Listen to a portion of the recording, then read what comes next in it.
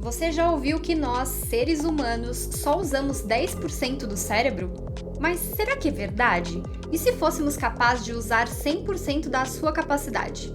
Vamos lá, use a criatividade e imagine por um segundo que isso fosse possível. Que a gente pudesse acessar cada cantinho do cérebro, cada memória esquecida, cada traço escondido da nossa consciência. Seríamos gênios? Teríamos superpoderes? Ou entraríamos em colapso?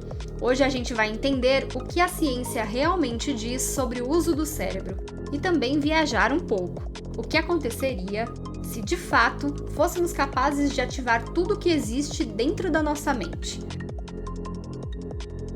Durante anos, muita gente repetiu como verdade absoluta a ideia de que usamos apenas 10% do nosso cérebro. Essa frase virou meme, virou filme, livro, discurso motivacional e até hoje tem gente que acredita nela. Mas de onde veio isso? Não existe nenhum culpado único nessa história, mas há pistas. Alguns historiadores acreditam que essa ideia surgiu no início do século XX, com interpretações erradas, ou simplificadas demais, de estudos sobre o cérebro. Um exemplo famoso é o psicólogo William James, que disse algo como: a maioria de nós não atinge todo o nosso potencial mental. Só que isso foi distorcido. O que era uma reflexão filosófica virou estatística de rodapé. Usamos só 10% do cérebro. E pronto, espalhou. Depois, a cultura popular fez o resto. Filmes como Lucy, em 2014, ou Sem Limites, alimentaram a fantasia de que existe um modo secreto no cérebro, esperando para ser desbloqueado, como se tivéssemos um superpoder guardado, só esperando o botão certo. Mas a verdade científica é outra. Graças às tecnologias de neuroimagem, como a ressonância magnética funcional, já sabemos que o cérebro humano está em atividade quase o tempo todo, mesmo durante o sono. Cada parte tem sua função. Algumas áreas controlam o movimento, outras o pensamento lógico, a linguagem, as emoções, a memória, os sentidos. Não existe parte inútil. O que existe são regiões que ativam em momentos diferentes, de acordo com o que você está fazendo ou sentindo. Ou seja, a ideia de que só usamos 10% do cérebro é pura ficção. Mas aí vem a pergunta que realmente importa. Se já usamos praticamente o cérebro todo, o que significaria então usar 100% dele? É aí que o papo começa a ficar interessante. A primeira coisa que precisa ficar clara é que você já usa 100% do cérebro, só não usa tudo ao mesmo tempo. Até aí, ok. O cérebro humano é como uma orquestra, os instrumentos não tocam todos o tempo inteiro, mas cada um tem sua hora certa de entrar. O problema não está em usar pouco, está em entender como usar melhor. Mas aí vem a curiosidade. E se fosse possível ativar todas as áreas do cérebro ao mesmo tempo? Será que isso traria algum tipo de vantagem? Seríamos mais criativos, mais rápidos, mais conscientes? A verdade é que o cérebro já evita isso por um motivo muito simples: evitar sobrecarga. Quando você vê uma pessoa tendo uma crise epiléptica, por exemplo, parte do que está acontecendo é uma superativação neural descontrolada. Áreas do cérebro disparando sem coordenação. O resultado não é superinteligência, é colapso. Isso mostra que usar tudo de uma vez não é sinônimo de evolução, mas sim de desequilíbrio. Por outro lado, existem sim formas mais refinadas de ativação cerebral, como quando músicos tocam, atletas entram em estado de fluxo ou monges treinam o foco absoluto através da meditação. Nesses casos, o cérebro não está 100% ativado em potência máxima, mas está funcionando com uma sincronia incomum e altamente eficiente. Então, talvez a pergunta mais interessante não seja e se a gente usasse tudo ao mesmo tempo, mas sim, e se conseguíssemos acessar o nosso cérebro com mais profundidade e controle. Vamos dar uma chance à hipótese. Imagina que, de alguma forma, a gente conseguisse acessar todas as funções do cérebro de maneira otimizada, coordenada e consciente, sem colapsar e sem se sobrecarregar. Como seria viver assim? A primeira coisa que provavelmente mudaria seria a memória. Hoje a gente lembra de fragmentos, momentos marcantes, emoções fortes, informações que repetimos. Mas e se a gente tivesse acesso a todo o banco de dados da vida? Seria como poder rever qualquer momento do passado com nitidez. Lembrar do cheiro do lugar, da temperatura do ar, do som exato da voz de alguém que você conheceu por 3 minutos há 15 anos. Poderíamos aprender idiomas em dias, talvez em horas, com um domínio muito mais intuitivo. Resolver problemas matemáticos complexos sem precisar escrever nada. Ou então, criar obras de artes completas apenas visualizando-as mentalmente. E não é só sobre capacidade lógica ou cognitiva. Imagine ter um controle emocional refinado, com a habilidade de perceber qualquer alteração interna de modo consciente. Você poderia sentir um pensamento ansioso surgindo e desativá-lo como quem fecha uma aba no navegador, ou modular sua empatia conforme a situação, se colocando no lugar do outro com uma profundidade que hoje nem conseguimos descrever. Agora pensa na percepção do tempo.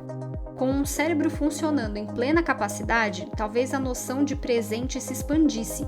A gente poderia perceber mais detalhes por segundo, processar mais estímulos em menos tempo, viver com mais intensidade, como se cada segundo fosse uma eternidade rica em dados, sons e nuances. Seríamos, de certa forma, mais humano do que jamais fomos. Ou talvez algo além disso. Mas aí vem uma pergunta que precisa ser feita. Será que uma mente assim conseguiria viver em paz? Ou estaria condenada a sentir e pensar em excesso, sem conseguir parar?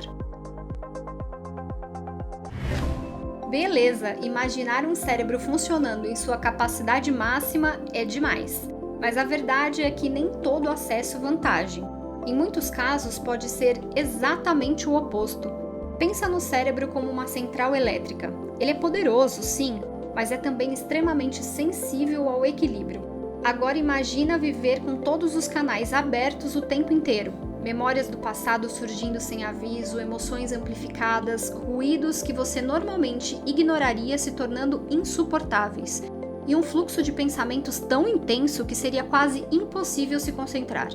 Em vez de se sentir mais inteligente, você poderia se sentir sobrecarregado, como uma antena pegando todos os sinais ao mesmo tempo sem conseguir filtrar nada. Algumas pessoas que vivem com síndrome de Savant, por exemplo, têm habilidades mentais incríveis, como tocar uma música inteira após ouvi-la uma única vez. Mas, em contrapartida, enfrentam dificuldades graves de comunicação, interação social e processamento emocional. Outros estudos mostram que certas drogas alucinógenas e estados meditativos profundos podem sim abrir caminhos neurais inexplorados, mas muitas vezes trazem consigo experiências assustadoras e desorganizadas, onde a mente perde a estrutura que normalmente nos dá segurança. Em resumo, usar 100% do cérebro talvez não seja como virar um super-herói. Pode ser mais como soltar todos os freios de uma vez. E isso pode levar a burnout, crises existenciais, ansiedade crônica ou até uma desconexão perigosa com a realidade. Porque a natureza não é burra. O cérebro já opera com limites justamente para nos proteger de nós mesmos. Mas e se a gente não ultrapassasse esses limites à força e sim expandisse com inteligência? Se ativar 100% do cérebro de uma vez não é possível, nem saudável, talvez a pergunta mais realista seja: como podemos expandir a mente de forma segura e natural? A resposta pode estar em 2 caminhos que já estão se encontrando: neurociência e tecnologia. Um exemplo disso é o avanço dos implantes neurais, como os que estão sendo desenvolvidos por empresas como a Neuralink. A ideia, basicamente, é criar uma ponte direta entre o cérebro e sistemas externos, permitindo, por exemplo, que uma pessoa com paralisia mova um cursor com um pensamento. Hoje, isso já está acontecendo em testes clínicos. Além disso, temos a estimulação cerebral não invasiva, como a TMS, estimulação magnética transcraniana, usada para tratar depressão, ansiedade e até melhorar o foco e o desempenho cognitivo em algumas pessoas. É o cérebro sendo ajustado como um instrumento musical, para funcionar com mais harmonia. Outro campo promissor é o da neuroplasticidade, a capacidade do cérebro de se reorganizar, criar novas conexões e aprender coisas novas ao longo da vida. Práticas como meditação, exercícios físicos, aprendizado constante e até o sono de qualidade já mostraram, cientificamente, que melhoram a performance cerebral sem necessidade de nenhum chip. E não dá para deixar a inteligência artificial de fora dessa conversa, né? Ela já está nos ajudando a decifrar padrões cerebrais complexos, prever riscos neurológicos e até personalizar tratamentos.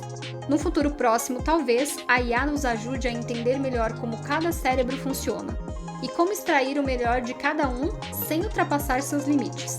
Mas talvez a maior revolução não venha de máquinas nem de laboratórios. Talvez venha da consciência de que usar o cérebro por completo não significa acionar tudo de uma vez, e sim usar melhor o que já temos. Comenta aqui embaixo o que você achava sobre esse tema antes de assistir ao vídeo e se algo mudou para você agora. E se essa reflexão te prendeu até aqui, inscreva-se no canal se ainda não for inscrito, não esqueça de deixar o like e compartilhar com alguém que vive repetindo essa história dos 10%. Obrigada e até a próxima!